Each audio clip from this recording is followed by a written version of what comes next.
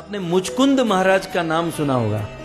भगवान श्री कृष्ण ये कथा युधिष्ठिर महाराज को सुनाते हैं कि युधिष्ठिर, मुचकुंद नाम के एक महाराज भक्त थे और उनकी एक बेटी थी जिसका नाम था चंद्रभागा, और चंद्रभागा का विवाह हुआ शोभन के साथ। तो चंद्रभागा एक दिन अपने पिताजी के घर पर थी और उनके पति शोभन उनको मिलने के लिए आए, और उस दिन एकादशी थी, कार्तिक कृष्ण रमा एकादशी, और ये शोभन कभी एकादशी रहता नहीं था।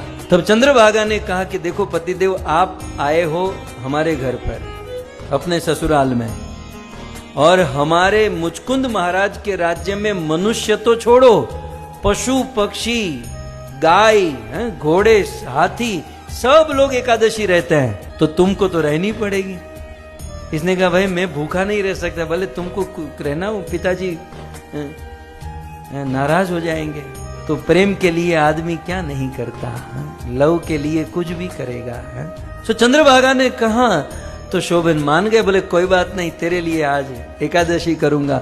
पहली बार एकादशी किया तो कभी भूखा रहा नहीं था, हर 10 मिनट में भोजन करता था, और एकादशी रहने से उनकी मृत्यु हो गई, ऐसा वर्णन है।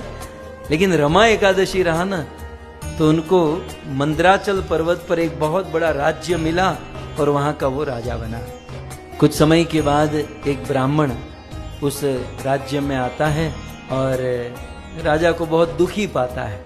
बोले ये राज्य तो है लेकिन क्या काम का है, तो अनित्य है, कुछ समय में चला जाएगा। उस ब्राह्मण ने कहा कि देखो तुम्हारा पूर्व जन्म मुझे पता है, तुम चंद्रभागा के पति थे, मुचकुंद के दामाद थे। बोले ऐसा? तो बोले हमको मिला दो। सोम शर्मा ब्राह्मण आया चंद्रभागा के पास, वो तो बेचारी दुखी थी, उसे राजा के साथ मिला दिया, दोनों मिले।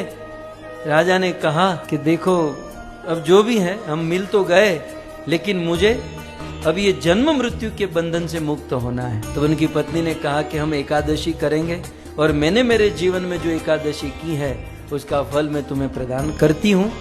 कृष्ण युधिष्ठिर महाराज को कहते हैं, इतना कहते ही इन दोनों को भगवान के धाम वैकुंठ की प्राप्ति हुई। सो सार ये है, कार्तिक मास कृष्ण पक्ष रमा एकादशी यदि कोई रहता है तो इस जीवन में भी समृद्धि मिलती है, मरने के बाद वैकुंठ मिलता है।